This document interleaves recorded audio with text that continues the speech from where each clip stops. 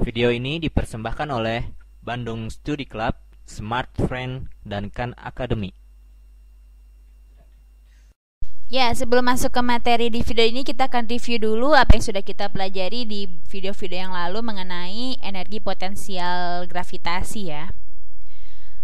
Dan kenapa kita review? Karena ini akan menjadi analogi yang cukup baik untuk energi potensial elektrik di sini. Jadi kita lihat energi potensial gravitasi di sini. Kita punya misalkan ini adalah permukaan dari bumi. Jadi energi potensial gravitasi ini adalah energi yang terjadi akibat adanya gaya gravitasi ya. Dan misalkan kita punya suatu benda di sini. Dan benda ini tentunya akan dipengaruhi oleh gravitasi yang terjadi dari permukaan bumi ini ya. Jadi di sini akan terdapat suatu medan gravitasi dan benda ini dia memiliki jarak sebesar h dari permukaan bumi. Dan kita punya di sini energi potensial gravitasi pada benda ini di titik ini sama dengan masanya dikali dengan percepatan gravitasi dikali dengan ketinggiannya ya. Atau ini kita sebut juga sebagai energi gravitasi. Fg ini adalah energi gravitasi ya, dikalikan dengan ketinggiannya. Jadi apa yang dimaksud dengan energi potensial? Jadi kita tahu ya, kalau misalnya sesuatu memiliki energi potensial, ini merupakan energi yang tersimpan pada objek ini di suatu titik ya. Jadi misalkan objek ini dia diam di atas, dia akan memiliki suatu energi yang potensial di sini. Jadi ini objek ini dia memiliki suatu situasi di mana pada situasi ini dia akan memiliki suatu energi yang tersimpan di dalam objek ini. Jadi energi ini bisa berubah ya. Misalkan pada di sini di objek ini jika kita jatuhkan, maka energi potensial gravitasi yang tersimpan pada objek ini akan berubah menjadi energi kinetik di sini.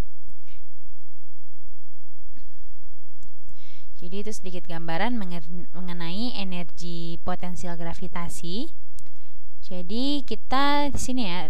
Jadi awalnya tuh objek ini dia berada di atas permukaan bumi di sini, dan kita akan memerlukan suatu usaha ya untuk memindahkan objek ini dari ketinggian 0 dari permukaan bumi sampai ketinggian h di sini.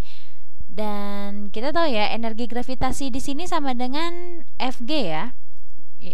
Bukan energi ya, tapi gaya gravitasi ya. Jadi gaya yang disebabkan oleh gravitasi, di mana gravitasi ini dia akan menarik benda ini ke bawah atau mendekati pusat massa bumi. Maka dari itu kita harus mengeluarkan gaya atau memberikan gaya terhadap objek ini ke atas ini sebesar gaya gravitasi ya, sehingga dia bisa tertarik ke atas. Dan berapakah usaha yang harus kita keluarkan untuk memindahkan dia ke atas ini? Kita ingat ya, kalau usaha ini sama dengan gaya dikalikan dengan jaraknya. Dan kita punya di sini kita harus mengeluarkan gaya sebesar gaya gravitasi yaitu Fg. Dan kita akan memindahkan ini sejauh h ya. Maka dari ini usaha yang harus kita keluarkan ini sama dengan gaya gravitasi dikalikan h, dan ini sama dengan energi potensial gravitasinya objek ini pada titik h ya. Jadi di sini energi potensial gravitasi ini memang memerlukan acuan, di mana energi potensial gravitasi ini merupakan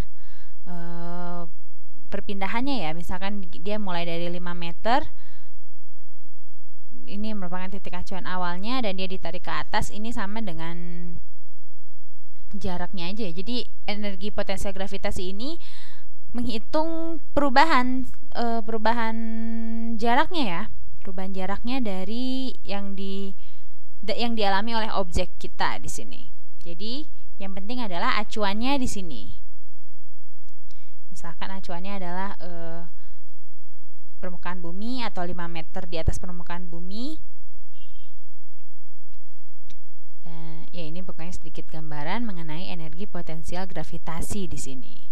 Jadi kita bilang ini merupakan energi potensial gravitasi relatif terhadap permukaan bumi.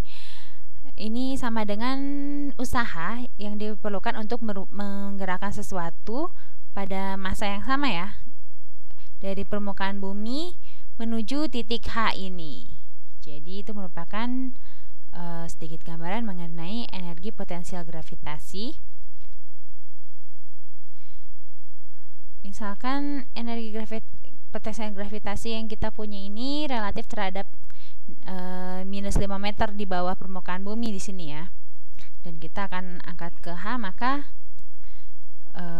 kita bisa lihat ya di sini dia akan memiliki jarak sebesar H ditambahkan dengan 5. Jadi intinya di sini adalah acuannya. Jika acuannya adalah negatif 5 meter di bawah permukaan bumi dan dia diangkat sebesar H dari permukaan bumi, maka jaraknya ini akan jadi H ditambahkan dengan 5 di sini.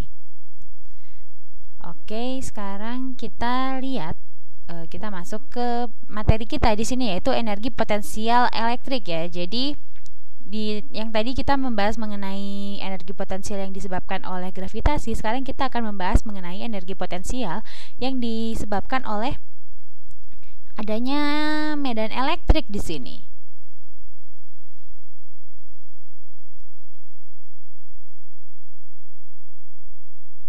Misalkan kita punya suatu medan elektrik yang uniform ya atau seragam di sini.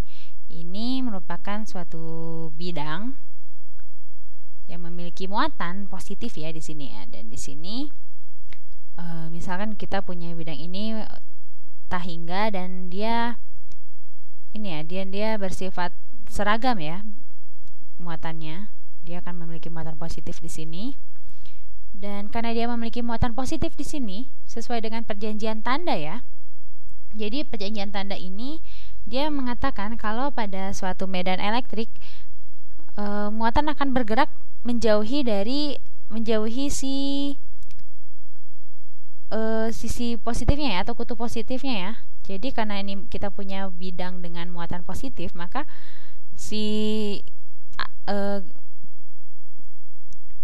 medannya ini akan bergerak menjauhi dari bidang muatan positif yang kita punya di sini. Jadi kita akan memiliki medan elektriknya bergerak ke atas ya atau menjauhi dari permukaan positif kita di sini.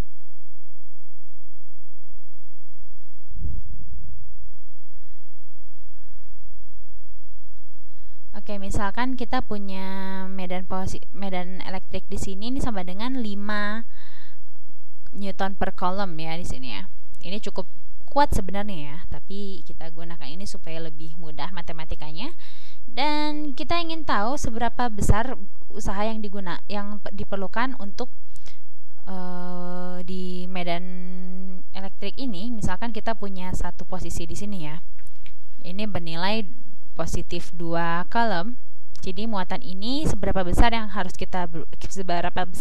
kita berikan kepada muatan ini yang sebesar 2 coulomb positif ini ya, untuk mendekati bidang elektrik yang positif ini sebesar 3 meter.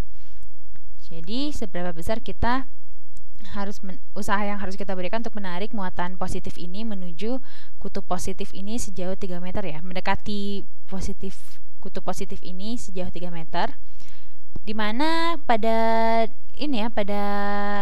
medan ini dia akan memiliki arah gerak ke atas ya, atau dorongan ke atas. Jadi kita di sini akan melawan arah arusnya. Dan di sini kita harus berikan suatu gaya tentunya ya. Kita harus berikan suatu gaya pada muatan kita di sini. Dimana sebenarnya yang hijau ini dia merupakan tarikan dari gayanya sendiri ya, dari medannya sendiri ya. Jadi gaya yang diberikan dari medan ini sebesar 5 Newton per coulomb. Lalu ini akan dikalikan dengan 2 coulomb sehingga ini akan menjadi 10 Newton. Jadi si muatan kita ini memiliki 10 Newton, memiliki gaya terdorong 10 Newton ke atas ya dari medan ini. Dan oleh karena itu jika kita ingin menarik ini mendekati kutub positifnya, maka kita harus memberikan gaya sebesar 10 Newton juga ya. Dan berapakah usaha yang harus diberikan kepada muatan ini supaya dia bisa bergerak 3 meter menuju kutub positifnya? Jadi dia akan berlawanan arah sejauh 3 meter di sini. Maka kita harus memberikan usaha, tentu aja usaha ini sama dengan F dikalikan D atau gaya dikalikan dengan jaraknya, sehingga kita akan menarik si muatan ini ini usahanya akan kita butuhkan sebesar gayanya 10 Newton dikalikan dengan jaraknya atau 3 meter ya. Ini sama dengan 30 Newton meter atau ini sama dengan 30 Joule. Joule ini sama dengan Newton meter ya di sini.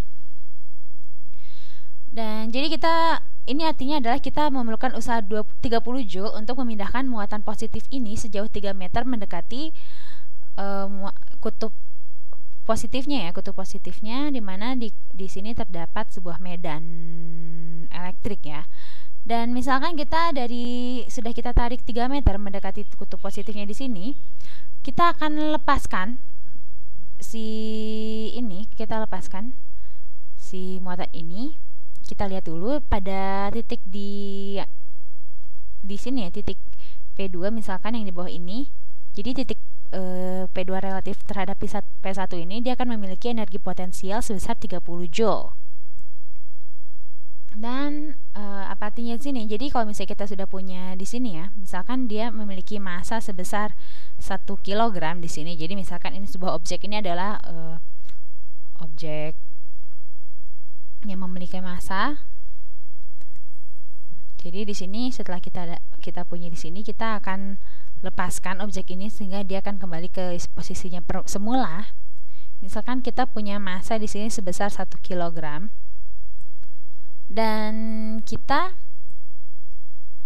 di sini kita akan lepaskan aja ya. Kita lepaskan di sini, di mana di titik P2 ini relatif terhadap P1 dia akan memiliki energi potensial sebesar 30 Joule. Jadi jika kita lepaskan, dia akan bergerak ke atas ya, karena terdapat dorongan dari medan ini dengan gaya sebesar 5 Newton, dan dia akan untuk mencapai ke titik ini dia akan mendapatkan suatu percepatan, sehingga dia akan mendapatkan suatu kecepatan tentunya ya. Jadi percepatan ini dihasilkan dari medan yang terdapat di sampingnya. Kita gunakan rumus energi kinetik, di mana potensial energi ini akan sama dengan energi kinetiknya, yaitu setengah mv kuadrat, m-nya sama dengan 1, maka kita akan memiliki 60 sama dengan v kuadrat, dan kecepatannya ini akan sama dengan akar dari 60 atau 7, sekian. Jadi kecepatan dia dari sini menuju ke titik awalnya, yaitu ke sini, ini akan sama dengan 7, sekian ya, dan itu kecepatannya itu kita dapat dari energi kinetiknya. Oke, di video selanjutnya juga kita akan masih membahas mengenai energi potensial elektrik juga di sini. Oke, sampai ketemu lagi. Video ini dipersembahkan oleh Bandung Studi Club, Smart Friend, dan Khan Academy.